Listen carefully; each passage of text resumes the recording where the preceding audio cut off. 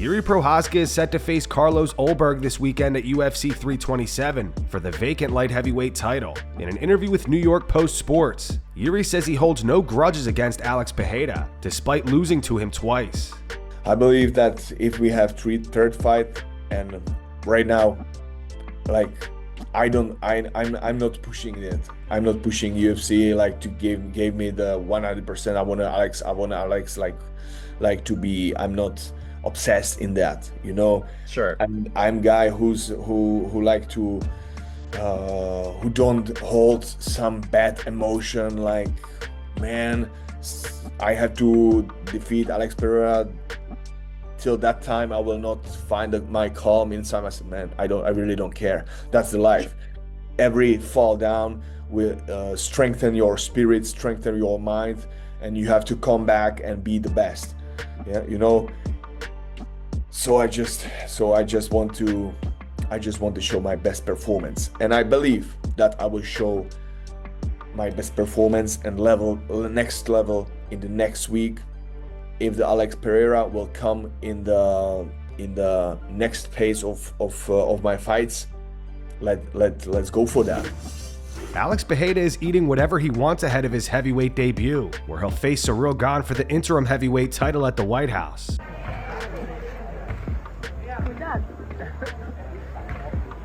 Dois heavyweight diet, huh? Dieta de peso pesado. Não. Até o meu aqui, pô. Bon apetite. In new training footage, Glover Teixeira attempted to submit Alex Pereira multiple times but failed each of them.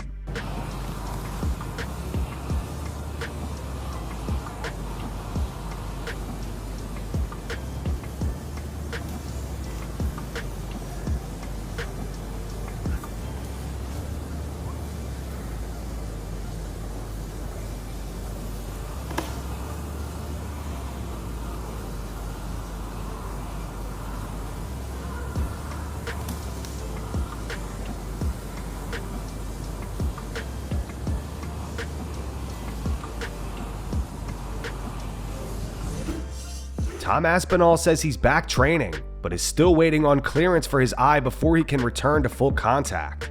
I know we've not done one of these for quite some time. We've not had a lot going on, just been back in the gym. Doing a little bit of light training, still waiting to get fully cleared for contact on my eye, but we are back in the gym, doing a little bit. And we'll be showing you a bit of that later in the week. Over the weekend, Dana White once again confirmed that he has nothing to do with UFC fighter contract negotiations. We were a small business, and as we started to grow, you know, the relationships that I had with like the Chuck Liddells and the Matt Hugheses and guys like that from the early days, right up to, you know, McGregor, Ronda Rousey, Cowboy, you know, and the list goes on and on. You know, and it got to a point, it's almost like, you know, we were talking about Cowboy a little bit off camera, you know, this guy he was always doing something crazy. And then, you know, you made reference to it. As soon as he got his check, he was blowing it. He's buying boats and jet skis and, you know, all kinds of toys. And but these guys, whenever anything would go wrong in their personal life, we were the first phone call they would make, and all the time, you know, things like that. Yeah, and obviously it's grown. I have completely removed myself from the negotiating part of fighter contracts. I got to a point where this isn't fun anymore, man. I'm lucky that I'm at a point in my life and in my career where I can just deal with the fun stuff that I like to do. So yeah. Ilia Topuria posted new footage of him hitting pads. He's preparing to defend the lightweight title against Justin Gaethje on the White House card.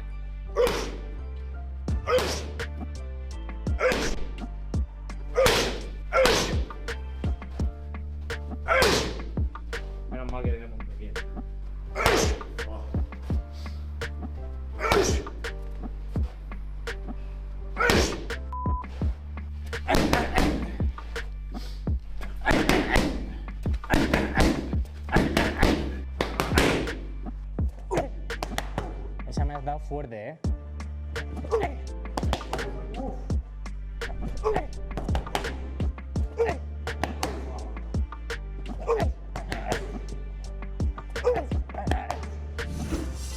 Dricus du Plessis named Sean Strickland and Brad Tavares as his toughest opponents. Dricus admits that the Khamzat Chimaev fight didn't even feel like a fight because of how dominant it was. Toughest. Well, the best guy for me that I fought, obviously the Khamzat fight was one that I lost pretty significantly, but that wasn't for me, that wasn't fight. I mean, so taking that one, that's an obvious answer, so let's take that one out of the equation.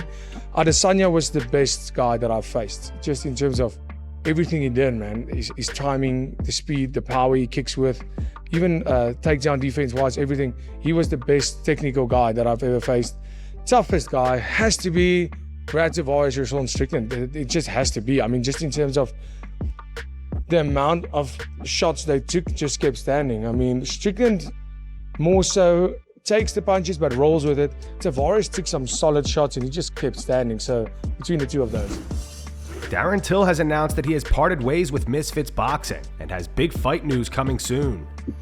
Yes, everyone. Hope you're all okay. So I've got a really big announcement to make. I've parted ways with Misfits on really good terms. I'm thankful for the 12 months I had with them and the 3 fights I had. Became champion. As I said, on extremely good terms. Got nothing but love for Misfits and the owners and promoters and stuff like that, and all the people who work behind the scenes. It's time to try my hand at something else. Not a lot of people wanted to fight me. It was getting really hard to get fights. So in the next few days, I'm going to have a massive announcement, some massive news. I'm sure you're all going to be excited to see what I'm going to announce. And yeah, I just want to say again, thanks for Misfits, thanks for everyone involved. And I'll probably be back there soon as well. This is not the end of it with Misfits. Peace and love. Jon Anik and Ray Longo think Joe Pyfer may be fighting for the middleweight title soon after his recent TKO win over Israel Adesanya. With that win, Pyfer is now ranked 6th at middleweight. Do you think he's a guy that could be a champion in that very difficult middleweight division? I think he does, man. He hits. I'll tell you what, he's got lead in his hands. And I like a couple of those right hands he just snuck in there out of nowhere. You know what I mean? So I saw some really good massive stuff. Middleweight too, man. God. Yeah, I'll tell you, I thought Izzy was going to be a lot taller. He's bigger than I thought. They matched up. They matched up. Yeah, they matched up a little differently when I got out there. I thought the size was going to be a little more in Izzy's advantage, and I don't even think it was an advantage. So yeah, he's got the tools. No and in many respects, there are going to be easier stylistic matchups for him than Israel Adesanya kicking the out of your goddamn calves. And even though Pyfer, in talking about the calf kicks earlier, said that he was able to fight through them, I think part of the issue is, and Bilal Muhammad and others suggest it's a toughness equation, but sometimes if that one completely changes the complexion of the fight, that's the issue. So you are playing with fire when it comes to that. Without a doubt. That if that one, right? So over the weekend, Renato Moicano defeated Chris Duncan via rear naked choke in the 2nd round. Following the fight, Moicano revealed that as a teenager, he once wanted to sucker punch Chael Sonnen for disrespecting Anderson Silva. However, he says he later realized what Chael was doing and now considers him a genius. I used to hate Conor McGregor, bro. Let me tell you one thing about Conor McGregor. Everybody's in Brazil hate 2 guys that everybody hates. Conor McGregor and Chael Sonnen. Let me tell you something. When I was like 15 or 16, I look up to Anderson Silva, Jose Aldo, all these guys. And then he was talking so much shit about Anderson Silva, Vanderlei, Minotauro, that I thought to buy a flight ticket to go to UFC event just to sucker punch Chael Sonnen, bro. I'm telling you, I swear to you, if I saw him on the street back in the day, and now I see him and I say, man, this guy's a f***ing genius. You know how smart you have to be for a 16-year-old one to punch you because your skills with the mic? Yeah. And that's not something that I do. I just speak the truth, you know. I say what I see. So I don't think I have skills. I have to get my English better. But maybe you guys don't know in the UFC, but I have been doing YouTube streamings on YouTube on Brazilian. I have like 30,000 subscribers. Last Charles Oliveira fight, I got 31,000 people live at the same time on the stream, just watching the fights. So UFC Brazil, you better give me a fucking job because I'm good on what I'm doing. People watch my fucking live stream, look that shit and you guys gonna see.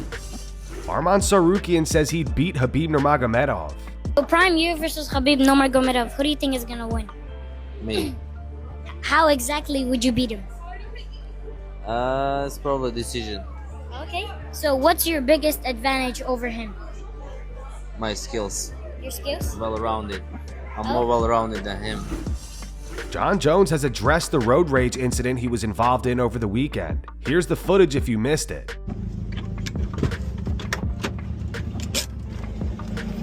What, bro?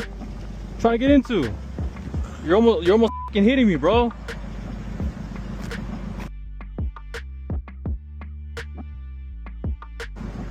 You gotta calm down, bro. Yeah, bro, you gotta learn how to drive, bro. You gotta relax yourself, bro. You're almost hitting me with your truck, bro. You're almost hitting me, bro. What the fuck? In my fucking lane and shit, bro. Come on. Jon posted this on X last night.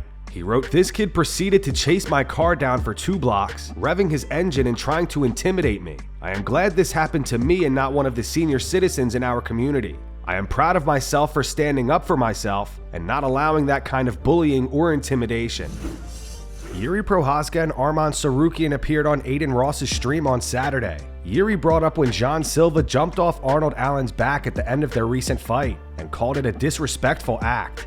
Some stupid thing. I saw somebody who jumped to other opponent, man. Who was that? Are you talking 10 years ago? No, that was the like few fights. I believe it was not you. Was it Marab that took Marab to Sean O'Malley? What happened? Somebody jumped to the no. It was one of the Brazilian, I think. The bald head. Silva. Jon Silva. Jon Silva. I think he jumped to the opponent and then he. I don't know if he wanted the fight. I'm not. Wow. I'm not. I'm not sure also, but let me see. I don't know. Yeah, no, okay. I mean, stuff like that. It was very disrespectful, man, and I think. It's Bryce Mitchell. Was it Bryce Mitchell? Against who? Oh, no, not Bryce Mitchell. Jon Silva? No, it was the last Jon Silva fight. It was. He fought Arnold. Diego Lopez. Oh no. Arnold Allen. Yeah. Oh. Okay, yeah. I think I know what you're talking about now. He jumped on his back. If he jumped on. Yeah, something like that. Yeah, he jumped on his back.